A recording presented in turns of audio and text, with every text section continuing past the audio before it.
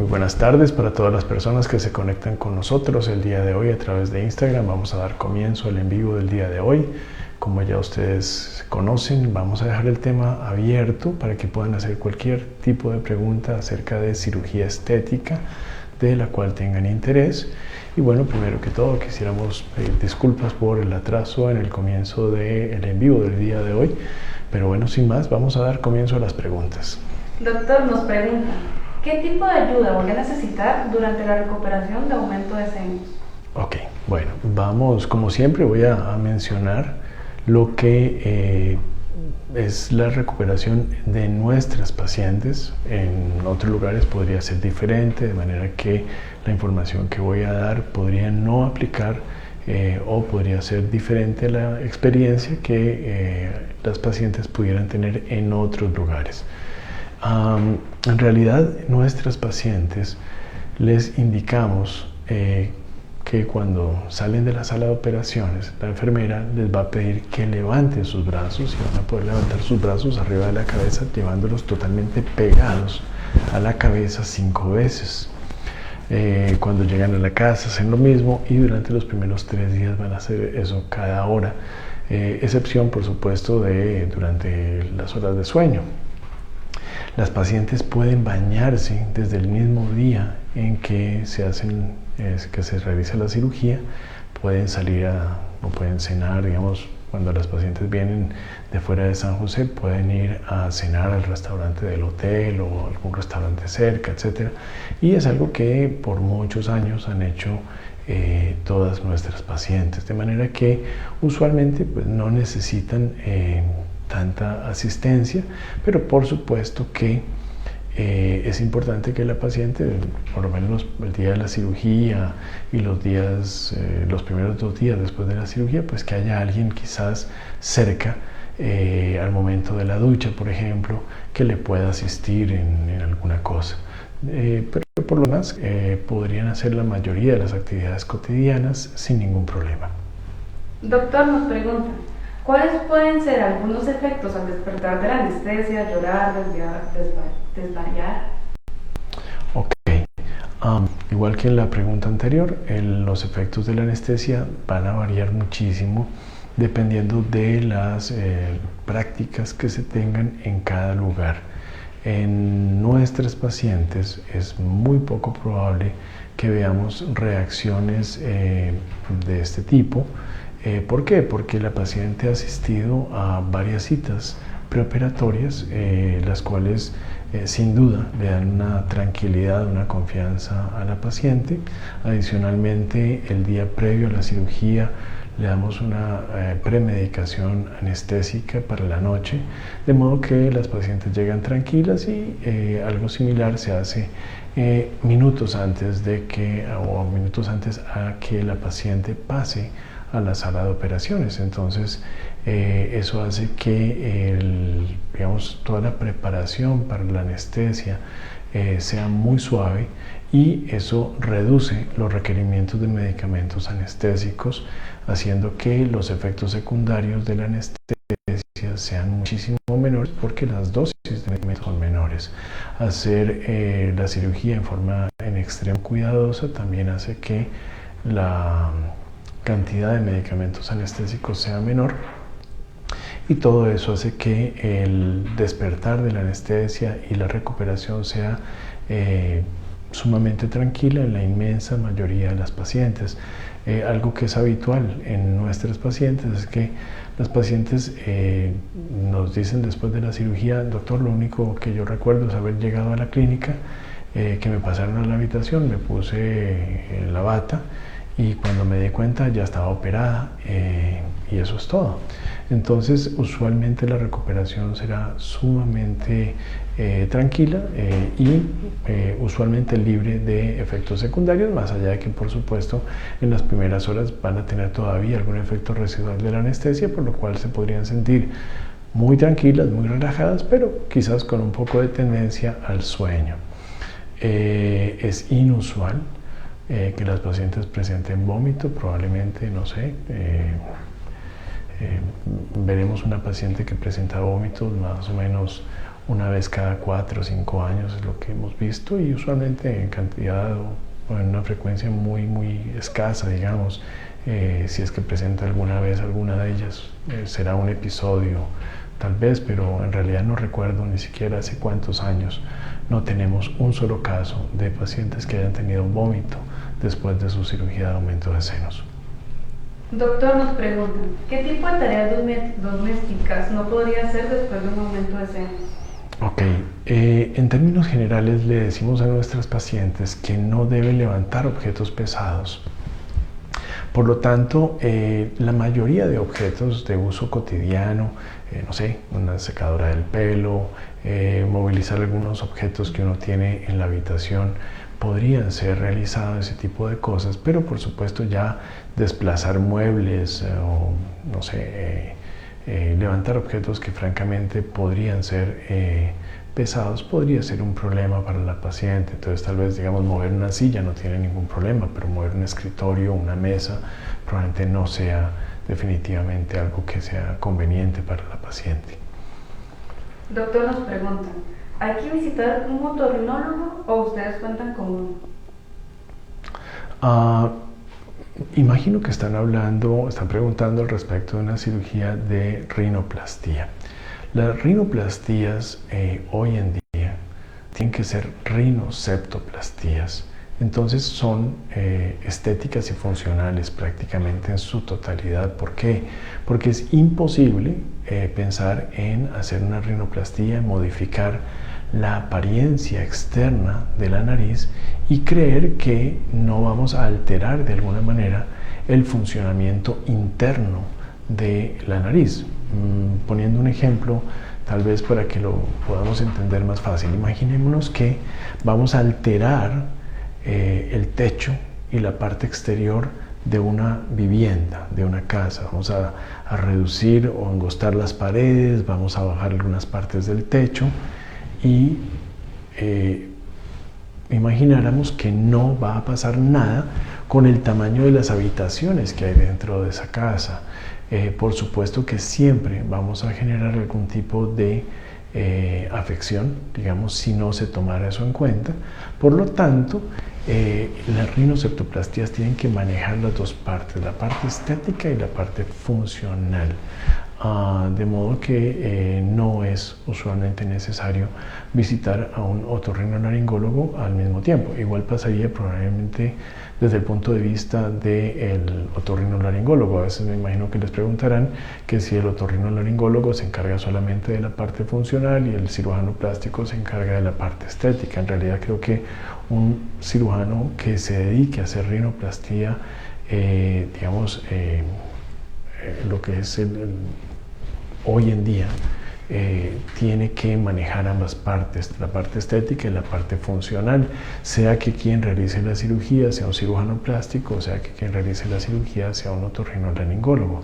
Por supuesto que si hay otro tipo de estructuras comprometidas dentro de la nariz del paciente, como podrían ser, por ejemplo, los senos paranasales o los orificios que conectan la nariz con los senos paranasales y algunas otras estructuras, pues evidentemente puede ser necesario o puede ser pertinente que sea abordado por un otorrinolaringólogo. Sin embargo, si estamos hablando específicamente de lo que es la nariz nada más, no es necesario, y cuando hablamos de la nariz, en este caso también estamos hablando del manejo de los cornetes, que son unas estructuras dentro de la nariz que están a los lados, en las paredes laterales de la nariz, que usualmente pues deberían ser manejadas cuando hacemos este tipo de modificaciones. Entonces el cirujano plástico debe saber manejar los cornetes, así como igualmente los otorrinos manejan los cornetes.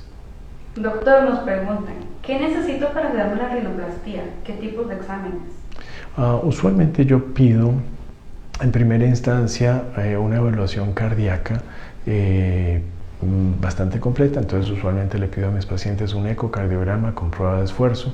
De esa manera puedo estar seguro de que el corazón del paciente está funcionando bien que estructuralmente ese corazón está funcionando bien y que su respuesta al estrés, en este caso a la cirugía, va a ser adecuada y nos va a evitar algún tipo de sorpresa durante la cirugía. Aparte de eso, pues vamos a hacer los exámenes de rutina, un hemograma, pruebas de coagulación, pruebas de función renal, función hepática, una radiografía de tórax, algunos exámenes de electrolitos, especialmente el potasio, para efectos de algunos cuidados que hay que tener con la anestesia en primera instancia. Doctor, nos preguntan, ¿cómo colocan la anestesia? Ok, la anestesia se maneja desde dos puntos de vista o por dos vías. Uno es la colocación por vía intravenosa y la otra es por vía inhalada. Entonces esto requiere la combinación de las dos cosas. Primero se dan unos medicamentos de la forma que nosotros lo manejamos. Primero manejamos una premedicación anestésica que se hace por vía oral, es decir, se la toma el paciente.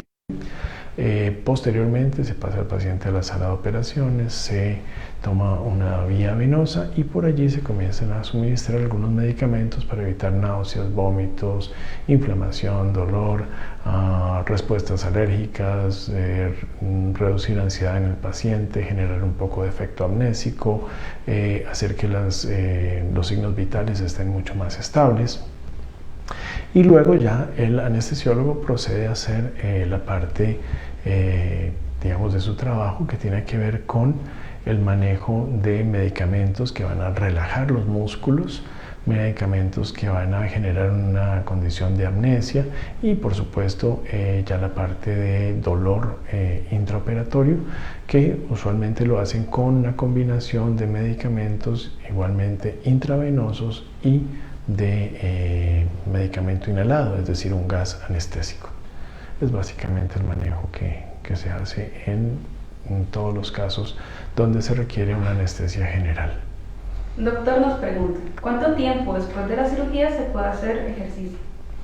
Después de una cirugía de aumento de senos, usualmente vamos a pedirle a nuestros pacientes que por la primera semana no hagan ningún ejercicio. Después de la semana podrían comenzar a caminar y podrían caminar sin restricción desde el día 7 hasta el mes después de la cirugía. Pueden caminar 1 hora, 2 horas, 3 horas, lo que se les ocurra, pero eso sí, nada de usar quizás pesas en los tobillos o salir con unas mancuernas moviendo los brazos cuando se sale a caminar. No es simplemente salir a caminar, no es correr, no es marchar, no es trotar, es solamente caminar, pero puede ser por el tiempo que la paciente guste.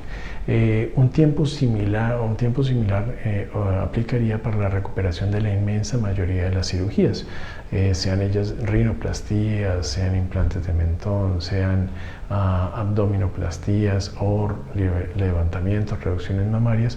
Usualmente vamos a recomendar que haya un reposo muy relativo en la primera semana. Después de la semana los pacientes pueden comenzar a caminar y después del mes vamos a ir introduciendo poco a poco y en forma gradual diferentes actividades físicas. Probablemente ya después del mes y medio a 2 meses el paciente podría estar haciendo la inmensa mayoría de las actividades que realizaba previo a su cirugía. Doctor, nos preguntan, ¿qué complicaciones se pueden dar después de una transfusión de grasa a glúteos? ¿Pueden darse coágulos o obstrucciones? Claro, ese tipo de complicación puede ocurrir. Digamos que se podrían ver desde 2 puntos de vista. Sin embargo, es algo que nunca hemos tenido en nuestras pacientes, afortunadamente. Pero sí, pueden haber 2 cosas. Uno, que es que se formen coágulos en las venas de las piernas, y esto ocurre con cualquier anestesia. Simplemente, ¿por qué? Porque durante la anestesia estamos totalmente quietos y eso podría llevar a que el flujo sanguíneo en las venas de las piernas se haga más lento, se espese la sangre, eso genera una ruptura celular de algunas de las células que están en la sangre, eso produce una respuesta inflamatoria. Esa respuesta inflamatoria empieza a hacer que las plaquetas que están en la sangre se empiecen a a aglutinar, se empiecen a pegar unas con otras y se genera un coágulo. Nuestro cuerpo continuamente está generando coágulos y los está disolviendo, pero en algunos pacientes con algunas condiciones predisponentes, como pueden ser la edad, como puede ser el sobrepeso, la obesidad, algunas enfermedades, esa tendencia a formar coágulos puede ser más fuerte y podría superar digamos, las funciones del cuerpo que buscan disolver esas acumulaciones o esas agregaciones de plaquetas y podrían generar un coágulo en las venas de las piernas que luego se desprende de la pierna, de las venas de las piernas, va hacia el corazón y del corazón va a los pulmones y obstruye las arterias pulmonares, causando un impedimento para que la sangre se pueda oxigenar debidamente en los pulmones. Eso sería algo que se llama un embolismo pulmonar o un tromboembolismo pulmonar, y ese es el mecanismo. La otra cosa tiene que ver con la inyección de grasa en la zona glútea, que puede llevar a que si la grasa se pone muy profundamente dentro de los músculos de la zona glútea, esos músculos que son muy fuertes, grandes, tienen arterias y venas muy grandes, y entonces si se pone a nivel intravascular va a ocurrir algo similar. La grasa se inyecta dentro de esos vasos sanguíneos, especialmente por supuesto en este caso los que son de tipo venoso, van a llevar esa grasa hacia el corazón, y el corazón la bombea a los pulmones y obstruye las arterias pulmonares, y eso podría llevar a una complicación potencialmente fatal.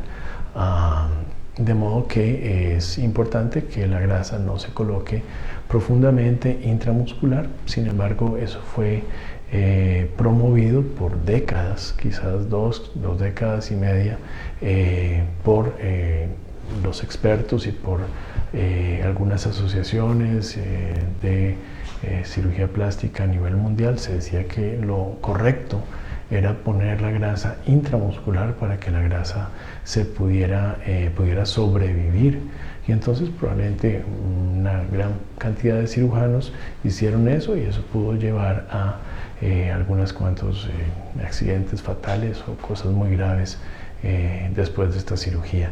Alrededor del año 2019 hubo un comunicado de algunas de estas asociaciones en los Estados Unidos a sus miembros, diciéndoles que ya no siguieran poniendo grasa intramuscular, básicamente. Y lo puedo decir porque en realidad yo recibí esa comunicación en el año 2019, sin embargo nunca pusimos grasa intramuscular porque nos parecía que era totalmente contrario a la naturaleza, de modo que nunca pusimos grasa a nivel intramuscular en ninguna parte del cuerpo. Doctor, nos preguntan si nos podría explicar un poquito más de por qué la rinitis sería algo de cuidado para una cirugía. Ok, interesante. Wow, qué buenas preguntas. La rinitis implica que el paciente tiene una respuesta inflamatoria excesiva. Las respuestas alérgicas son respuestas inflamatorias. Todos tenemos respuestas inflamatorias, son respuestas de defensa de nuestro cuerpo a cosas que no le gustan al cuerpo.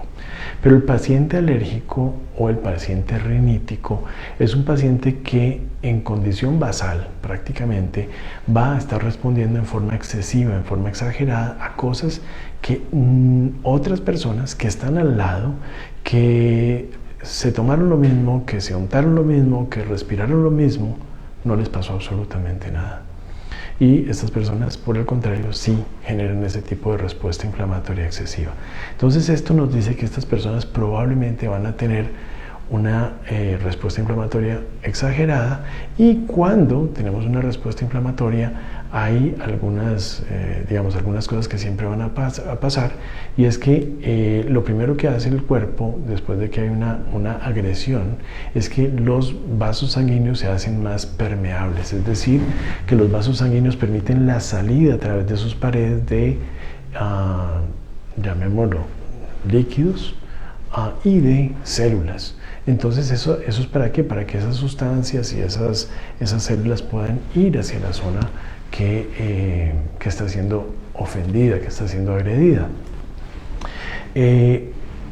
la persona que tiene esa respuesta exagerada va a tender a, digamos, tener una permeabilidad excesiva de esos líquidos hacia los tejidos, y eso podría llevar a que en la zona operada también se acumulen líquidos en forma excesiva después de la cirugía. Entonces eso va a llevar a que el paciente que tiene historia de alergias, de rinitis, etcétera, usualmente es un paciente mucho más propenso a desarrollar seromas, que son acumulaciones de líquido seroso, es decir, aquel líquido que nosotros producimos cuando nos raspamos, es el líquido que nos sale cuando la piel es raspada, es el líquido que está bajo la piel cuando hay una ampolla, es el líquido inflamatorio que va a ir, en este caso, dentro de las áreas de la zona operada, se va a producir en exceso también, va a tender a acumularse y podría comenzar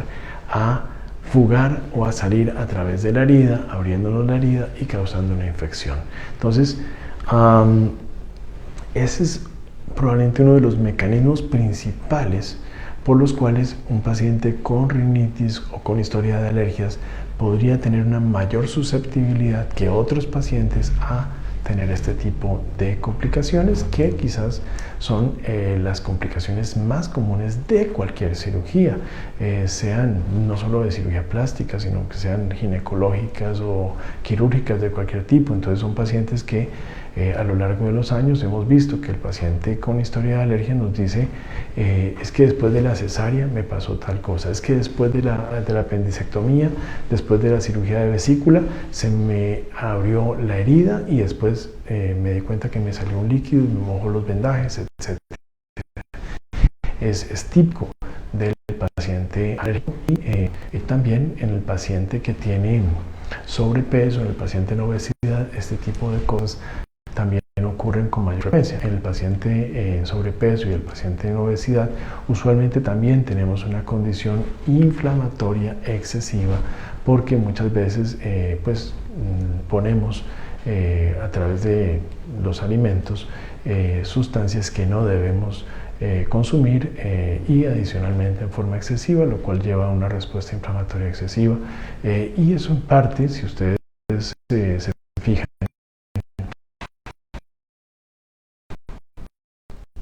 en las personas que fallecieron en todas partes del mundo fueron personas en sobrepeso, personas en obesidad, y si uno se fija bien en la fisiopatología del COVID, se da uno cuenta que lo que se generó con el COVID fue una respuesta inflamatoria exagerada. Pero si el paciente ya tenía una respuesta inflamatoria excesiva porque estaba en sobrepeso, porque estaba en obesidad, porque era asmático, entonces ese paciente tenía más susceptibilidad a complicarse de forma fea con el COVID y tenía más posibilidades de terminar de cuidados intensivos o quizás de fallecer. Entonces eso nos dice que el paciente en sobrepeso, en obesidad, es un paciente que también tiene más tendencia a problemas como los seromas, es decir, acumulaciones de líquido en la zona operada que llevan a que las heridas empiece a salir ese líquido a través de la herida, se abre la herida y posteriormente incluso pueda no solamente abrirse la herida y generar una mala cicatriz, sino que va a causar probablemente una infección en la zona.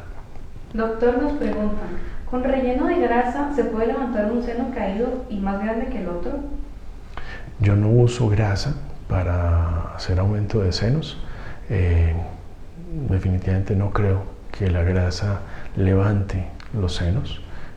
Igual, los implantes tampoco levantan los senos, los implantes rellenan, incrementan el tamaño, pero no levantan, porque los implantes no son de gas, los implantes son de silicona, o en algunos países todavía se consiguen implantes de solución salina. Entonces son cosas que pesan y no van a hacer que algo se levante, más bien se podría caer más. La grasa no va a levantar los senos de la paciente, es mi opinión, pese a que yo no uso grasa para aumentar los senos de las pacientes, porque por lo menos, al menos en mi apreciación, no lo veo como algo fisiológicamente adecuado. Doctor, nos preguntan, si tengo rinitis y pólipos nasales, ¿debo ir primero al otorrino para hacer un ajuste estético? Sí, me parece que es importante que si nuestro paciente o nuestro paciente tiene este tipo de patologías, pólipos intranasales, además de rinitis, el paciente sería conveniente que visitara a un otorrinolaringólogo primero y buscara remediar ese tipo de patología, probablemente antes de pensar en una rinoplastia estética o una rinoplastia estética y funcional. Doctor, nos preguntan, ¿cómo se dice un buen candidato para un procedimiento estético? Wow, es una pregunta muy amplia, vamos a ver cómo la podemos explicar brevemente. Hay diferentes cosas que nos podrían hacer no candidatos adecuados para una cirugía estética.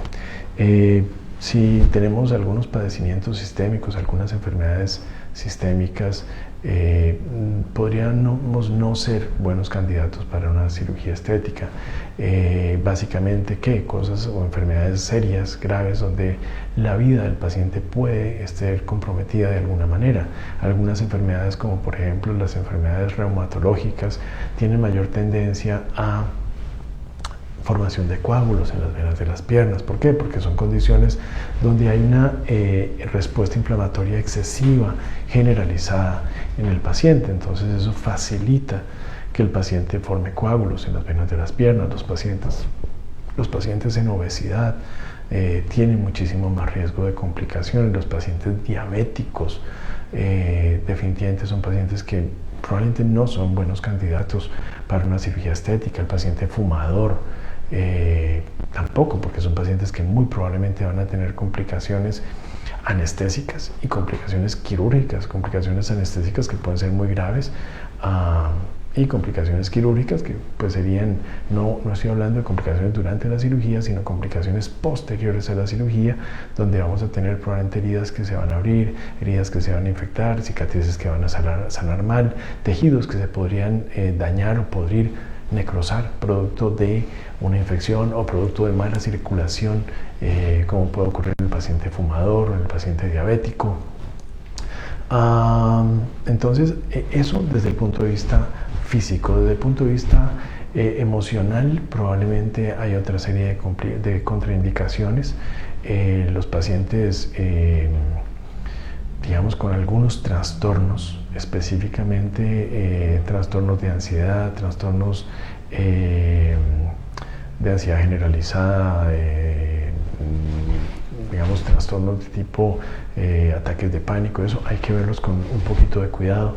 Pacientes con historia de depresión o pacientes con historia de enfermedad maníaco-depresiva definitivamente no son pacientes candidatos a esta cirugía, pero con un poco más de experiencia, probablemente la paciente que uno nota durante la consulta que es perfeccionista, la paciente que podría ser muy acomplejada, o el paciente que es muy acomplejado por experiencia, son personas que no responden bien a las cirugías, siempre tienen una expectativa superior a la que se puede obtener aún teniendo buenos resultados. ¿Por qué? Porque son personas que han tenido un problema por muchos años y aunque el cirujano plástico crea que va a hacer por fin algo que va a tener un beneficio al paciente, la inmensa mayoría de las veces estos pacientes cualquier resultado que se obtenga no va a ser suficiente, de manera que ¿por qué? Porque tienen un problema muy en el fondo, tienen probablemente un trastorno muy profundo en su ser, y eso hace que el paciente siempre el resultado sea menos de lo que el paciente esperaba. Bueno, eso creo que es básicamente así como lo más importante. Seguramente que hay muchos otros tópicos que podrían manejarse. Hay contraindicaciones relativas, pacientes con algunas alergias, pacientes con historia de asma, etcétera. Son pacientes que probablemente se pueden manejar debidamente digamos, con un anestesiólogo debidamente entrenado. Creo que la mayoría de las veces hay que tener precaución en esos casos, pero no son contraindicación para las cirugías. Doctor, nos preguntan, ¿cuánto tiempo de recuperación puedo esperar y qué tipo de ayuda necesitaré durante mi recuperación para una abdominoplastia?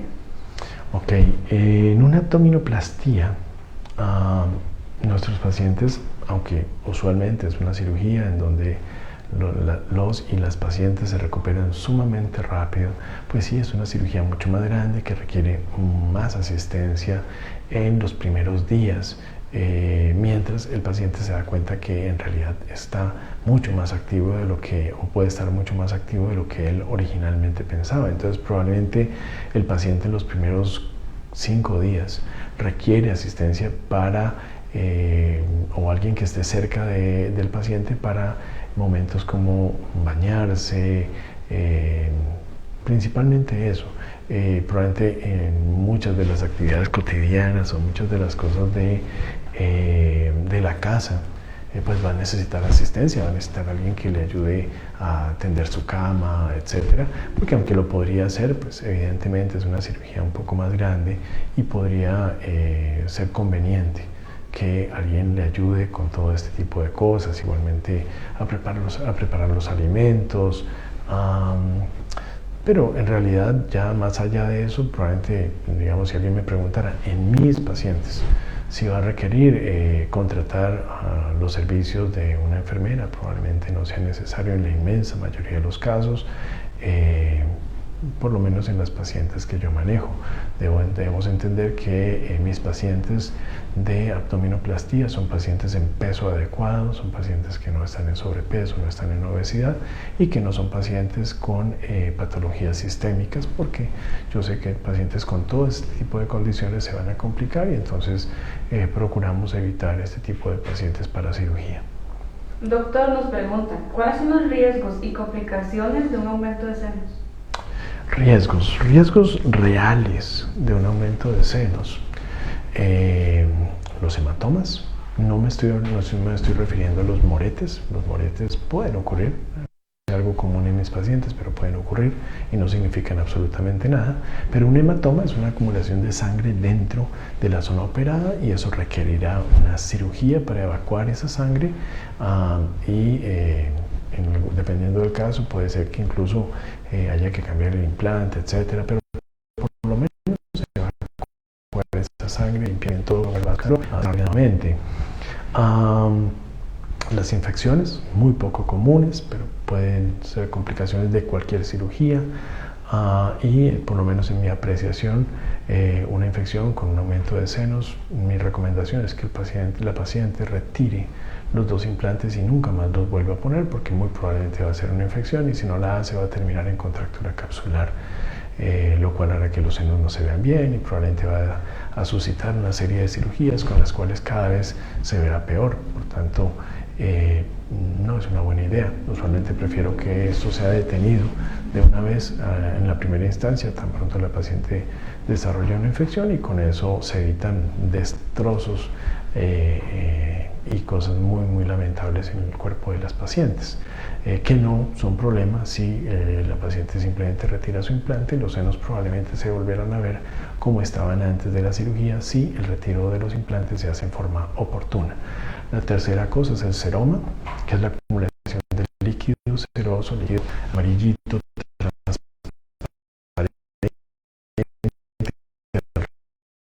de la zona operada, y esto puede requerir diferentes aproximaciones para tratar de que la herida se cierre lo más pronto posible.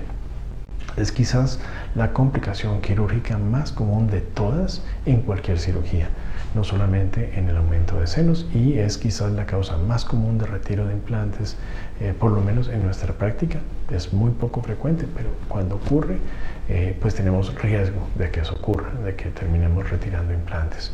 La cuarta cosa es la ruptura del implante. Poco común antes de los 8 años después de colocado el implante, pero en la medida que el implante se va haciendo cada vez más viejo, el riesgo se incrementa evidentemente, por lo que la recomendación es cambiar los implantes alrededor de los 10 años, sin importar la marca de los implantes. La quinta cosa es la contractura capsular, que podríamos dividir, que básicamente consiste en que la cicatriz alrededor del implante se hace muy gruesa, se hace fuerte y tiende a comprimir el implante, deformando en consecuencia el seno de la paciente y haciendo que un seno se vea radicalmente diferente al otro, y pues eso hace que el resultado se vea feo en algún sentido. Cuando esa contractura capsular es leve, probablemente no es, mi recomendación es no hacer nada en la inmensa mayoría de los casos. Cuando la contractura capsular es fuerte, podría ser recomendable algún tipo de cirugía para remover la cápsula del implante con todo y el implante y colocar un implante nuevo, o algunos otros consideran prudente el retiro de los implantes y no volver a colocar implantes nunca más, lo cual sin duda podría evitar daños a los senos de las pacientes y podría ser una aproximación conservadora bastante, digamos, en beneficio, digamos, de las pacientes. Ahora, la sexta cosa es dolor, pero no es el dolor de la cirugía, es el dolor de los senos. Los senos pueden doler con implantes y sin implantes. Y cuando la paciente tiene implantes mamarios y en algún momento empieza, años después, a presentar dolor, pues hay que hacer lo mismo que se hace en una paciente sin implantes que tiene dolor. Se le examina, se le mandan algunos exámenes y dependiendo de los resultados de los exámenes se tomará una conducta, se le mandará algún tratamiento tomado, se le puede indicar alguna biopsia o se puede indicar algún procedimiento quirúrgico más grande según cuál sea el origen del dolor que la paciente presente. Otras complicaciones probablemente creo que son cosas un poco más exóticas que probablemente tienden a confundir a la gente y que considero que realmente su incidencia es sumamente poco frecuente o totalmente infrecuente, de manera que cuando hablamos de esto me refiero a algo que a veces lo hablan en muchos lugares en internet, como los implantes, el cáncer o los diferentes tipos de tumores asociados supuestamente a la colocación de implantes mamarios, que probablemente tienen una incidencia extremadamente baja y probablemente incluso podría ser muy dudoso realmente si esto ocurre o no ocurre, de manera que creo que no son cosas que valga la pena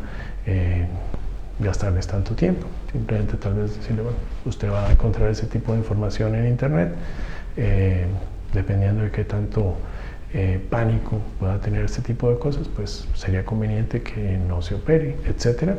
Por supuesto, si nuestra paciente tiene una historia muy fuerte, personal o familiar de cáncer en su familia, de cáncer de seno o de cáncer en cualquier otra parte del cuerpo, probablemente habría que valorar con sumo cuidado si estaría o no estaría indicado la colocación de implantes mamarios. Doctor, nos preguntan, ¿cuál es el precio aproximado de una rinoplastia? El costo de una rinoplastia en la inmensa mayoría de mis pacientes termina rondando alrededor de unos $6,000. Esto ya incluyendo ahí los gastos de sala de operaciones, sala de recuperación, el anestesiólogo, honorarios, insumos, medicamentos, el pago de los servicios de la enfermera, básicamente eso. O sea, todos los gastos de la cirugía más o menos pueden rondar ese costo. Doctor, nos preguntan, ¿qué precauciones deben ser tomadas antes de una cirugía? Bueno, hay que tener muchísimo cuidado antes de cualquier cirugía, especialmente cirugías como las que hacemos nosotros, que son cirugías innecesarias, cirugías en las cuales pues definitivamente no es prudente ir a arriesgar la salud o la vida por algo que no nos va a curar nada, que no nos va a curar ninguna enfermedad. De manera que hay que tener mucho cuidado, hay que hacer un chequeo completo, una serie de exámenes previos a la cirugía y por supuesto toda una preparación días antes a la cirugía, el día de la cirugía misma, hacer toda una serie de pasos, unos protocolos de manejo para evitar olvidos o tal vez hacer algo que no debía hacerse y obviamente pues hacer las cirugías con muchísimo cuidado, sin afanes, para proveer a los pacientes en la medida que podamos y que los tejidos y la cicatrización lo permitan, el mejor resultado posible. Doctor, nos preguntan, ¿puedo comer o beber antes de la cirugía? Eh, a todos nuestros pacientes les pedimos que no coman nada durante las 8 horas previas a cualquier procedimiento quirúrgico. Entonces, en la inmensa mayoría de los pacientes vamos a pedir que no tomen ni coman ninguna cosa después de las 10 de la noche del día anterior a la cirugía, ya que habitualmente citamos a nuestros pacientes en la clínica a las 5:30 de la mañana, de manera que usualmente queremos tener cerca de unas 8 horas para el momento en que empezamos a suministrar algún tipo de medicamento al paciente y un poquitito más para cuando comienza el acto anestésico. De manera que es lo que usualmente le pedimos al paciente, porque de otra manera podría haber un riesgo importante de algo que nosotros llamamos una broncoaspiración, que es que el contenido que hay en el estómago se devuelve por las vías digestivas y termina en los pulmones del paciente, causando complicaciones que son muy severas. Doctor, nos preguntan, ¿puede retirarse las estrías en una abdominoplastia? Sí, claro. Sí, por supuesto, se podrán retirar las estrías dentro de la zona de piel que se calcule, digamos, está sobrando. Ahora, en algunos casos, estrías que estén fuera de esa zona, bien sea más abajo o más arriba, casi siempre más arriba de esa zona, por ejemplo, estrías que están a los lados o arriba del ombligo, muchas veces no van a poder ser retiradas con el segmento de piel que se quita con la abdominoplastía. Entonces, digamos que esas no se van a ir, pero las que están más abajo, usualmente entre el ombligo y la zona del pubis, especialmente en la parte más inferior, seguro que sí se van a retirar con el segmento de piel que vamos a quitar, de manera que sí se pueden reducir en la inmensa mayoría de los casos. Doctor, nos preguntan, ¿qué pasa si tengo pancita pero no estoy excedida de peso? ¿Sería una abdominoplastia o una liposucción? Ok, tengo pancita pero no estoy excedida de peso, depende de cada caso, porque a veces vemos personas en peso adecuado pero que realmente tienen un exceso de grasa bajo la piel, entre la piel y el músculo, y son candidatas a una liposcultura. Tienen una piel en buenas condiciones, tienen una musculatura en buenas condiciones. En ese caso, estas pacientes podrían ser candidatas a una liposcultura, pero podríamos tener una paciente que tiene una piel en malas condiciones, que tiene una piel flácida, que tiene una piel con muchas estrías o que tiene una musculatura abdominal muy floja, y en esos casos es necesario reforzar la musculatura, recortar la piel que tiene estrías, es decir, hacer una abdominoplastía, porque si en esos casos donde la piel está floja, donde la piel tiene muchas estrías y además la musculatura no está bien, hacer una liposcultura generaría resultados francamente muy malos, irreversibles e irreparables, de manera que hay que valorar cada caso personalmente para poder dar una recomendación, pero es una muy buena pregunta que creo que digamos que sería mi recomendación en general lo que acabo de decir. Doctor, nos preguntan, he perdido una gran cantidad de peso, ¿puede tratarse la piel floja que quedó en mi abdomen? Sí, si el paciente, muy frecuentemente tenemos pacientes que nos consultan para abdominoplastía, que son pacientes que han perdido grandes cantidades de peso. Esos pacientes se les recomienda estar en un peso, en un índice de masa corporal saludable, con el fin de reducir los riesgos que decíamos hace un momento, seromas especialmente, que pueden llevar a heridas que se abren, mala cicatrización, infecciones, y por supuesto todo eso llevaría a costos no pensados antes de la cirugía, y podría definitivamente comprometer la calidad del resultado. Entonces, sí, usualmente sabemos que el paciente que pierde mucho peso termina teniendo piel flácida, estrías, y por lo tanto es un paciente candidato a abdominoplastía, pero por lo menos en mi experiencia prefiero que el paciente, además de que haya perdido mucho peso, esté en un índice de masa corporal saludable antes de ser sometido a una abdominoplastía. Doctor, nos preguntan, ¿podré tener hijos luego de una abdominoplastía? Sí, claro que puedes tener hijos después de una abdominoplastía.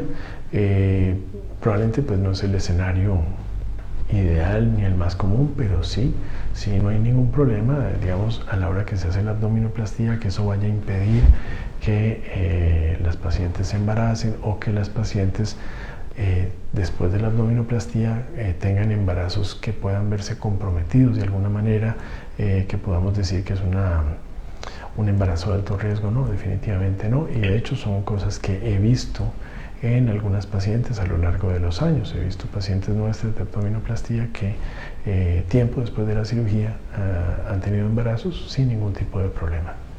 Doctor, nos preguntan, ¿qué no se debe hacer después de una rinoplastia?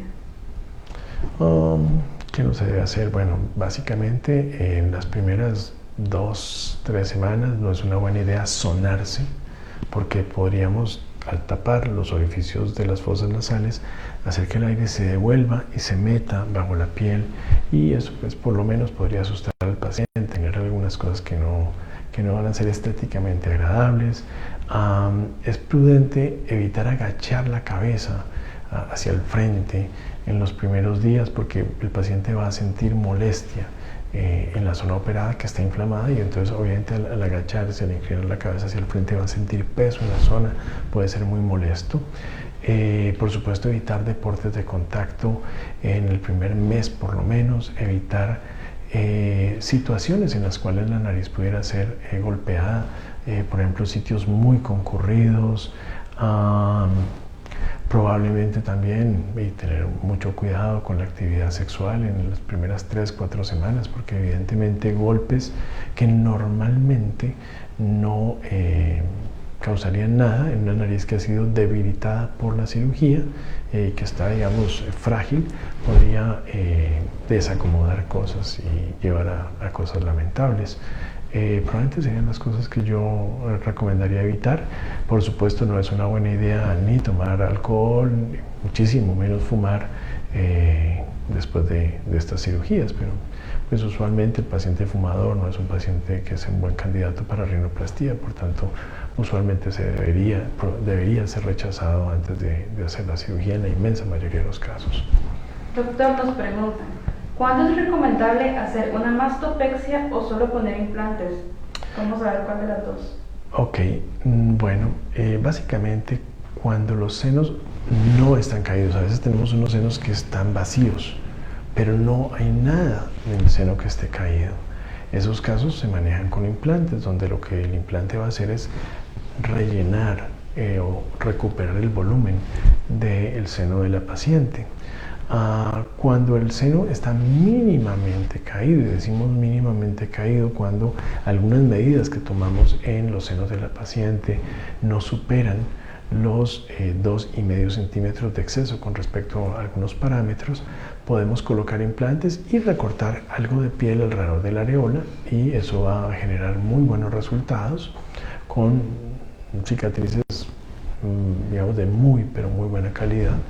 Y si ya el seno cae mucho más, en realidad lo que estaría recomendado es una mastopexia, un levantamiento de senos. Doctor, nos pregunta, ¿cuánto tiempo debo esperar para tener relaciones después de una abdominoplastia? Variará mucho de paciente a paciente según cómo vaya la recuperación. En mis pacientes considero que la inmensa mayoría de mis pacientes podrían tener actividad sexual más o menos alrededor de un mes después de la cirugía. Antes de ese tiempo, usualmente la presencia de drenajes, la presencia de algunos apósitos en la zona operada, pues puede ser que hagan que el acto sexual no sea realmente lo que tiene que ser, y podría pues ser muy incómodo para él o la paciente. Además de que probablemente pues creo que sería algo que no estaría, digamos, dentro de lo que es una relación afectiva saludable. Entonces mi impresión es que en el primer mes no deberían tener actividad sexual. Después del mes, según la recuperación, podría ser aceptable, por supuesto, tener actividad sexual, pero obviamente dependerá de la recuperación que haya tenido la paciente y el paciente, y dependiendo de algunas otras cosas que digamos que uno vea en él o la paciente.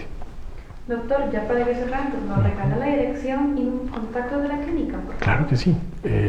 Los números de teléfono de nuestra clínica son el 2296-6644, 2296-6644, 2291-6655, 2291-6655 y el correo electrónico cirugiaplástica@gmail.com, cirugiaplástica@gmail.com.